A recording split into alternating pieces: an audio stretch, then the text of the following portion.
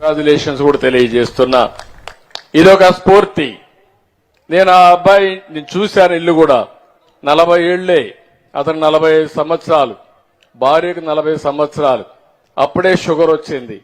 ఏంటా ఈ వయసులో షుగర్ అంటే ఎక్కువ టెన్షన్ అయిపోయింది అన్నాడు. నీకు టెన్షన్ దేనికోసం అంటే పిల్లల్ని చదివించాలి, మళ్లీ నేను ఇలాంటి పనులన్నీ చేయాలి, నేను పోయి పళ్ళు తీసుకొస్తాను, నా భార్య అమ్ముతుంది, దీనివల్ల పిల్లల్ని చదివించి పైకి వస్తున్నాం అంటే ఇల్లు లేదంటే ఇల్లు శాంక్షన్ చేయమన్నాను. ఇంటి జాగా కూడా లేదు. ఇప్పుడే సర్పంచ్ గారు ఇక్కడ ఉన్నారు, కలెక్టర్ గారు ఉన్నారు.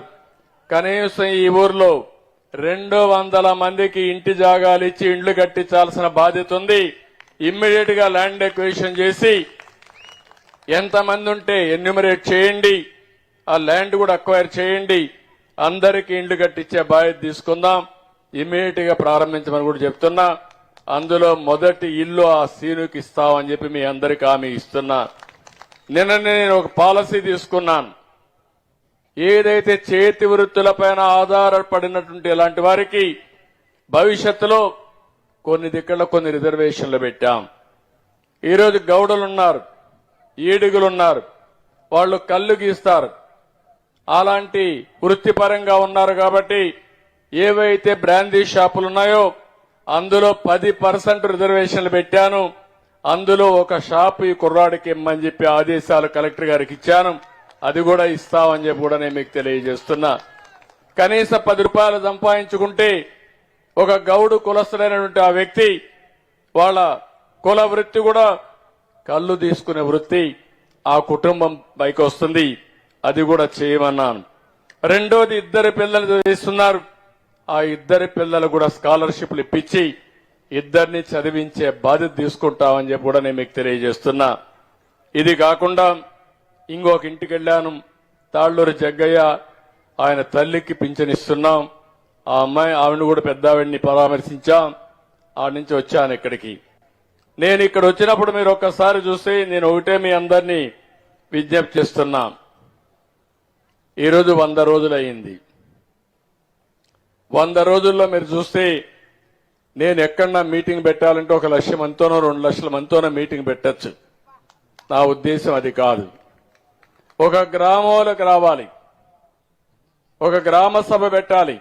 ఇప్పుడే ఎమ్మెల్యే గారు చెప్పారు, నిన్నైతే ప్రోగ్రాం శ్రీకాకుళం పెట్టుకున్నాం. ఆ ప్రోగ్రాం అక్కడ వర్షాలు పడుతున్నాయి, వాతావరణం అనుకూలించలేదు. ఎక్కడ బాగుందంటే ఈ ఊరైతే బాగుంటుందని మా వాళ్ళు సజెస్ట్ చేస్తే నేరుగా ఇక్కడికి వచ్చారు. ఏది మద్దిరాలపాడుకు వచ్చాను. అందుకనే రాత్రి చెప్పాం, ఇక్కడికి వచ్చాం, మీరు బ్రహ్మాండంగా ఆర్గనైజ్ చేశారు. నేను మిమ్మల్ని చూడాలని వచ్చాను తప్ప ఆర్భాటాలకు కాదు, హంగులకు కాదు అని మరొక్కసారి విజ్ఞప్తి చేస్తున్నా. నేను కూడా రాజకీయాలు 45 ఏళ్లున్నా, 4వసారి ముఖ్యమంత్రిని, అందరికంటే ఎక్కువ సమయం ముఖ్యమంత్రిగా ఉన్నా. ఎన్ని ఆర్భాటాలు చేస్తే ఏమొస్తుందని మిమ్మల్ని అడుగుతున్నా. కానీ ఈరోజు నేను ఆలోచించేది, అనుక్షణం ప్రతి నిమిషం నేను చేసే పని వల్ల మీ జీవితాల్లో వెలుగు రావాలి, మార్పు రావాలి. దానికోసమే నేను పనిచేస్తానని మరొకసారి మీ అందరికీ హామీ ఇస్తున్నా. అందుకనే మీరు ఒక్కసారి గుర్తుపెట్టుకోండి, 100 రోజులు నా అనుభవాన్ని అంతా ఉపయోగించాను. మీరు కూడా అందుకే ఓట్లేశారు. మళ్లీ నేనైతేనే గాడి దప్పిన పరిపాలన ఘాట్లో పెడతామని ఎప్పుడు చరిత్రలో గెలిపించిన విధంగా గెలిపించారు. 93% సీట్లు గెలిపించారు. శ్రీకాకుళం నుంచి జైత్రయాత్ర ప్రారంభమైతే ఇక్కడికి వస్తే 2 సీట్లు కాడ బ్రేక్ పడింది. ఒకటి దర్శి, రెండోది ఎర్రగొండపాలెం. అక్కడ కూడా ఏజెన్సీ ఏరియాలు 2, ఒకటి పాడేరు, 2 అరకు. కడవ అన్ని సీట్లు మనమే గెలిచామంటే నెల్లూరు వరకు. అది మీరు చూపించిన అభిమానం.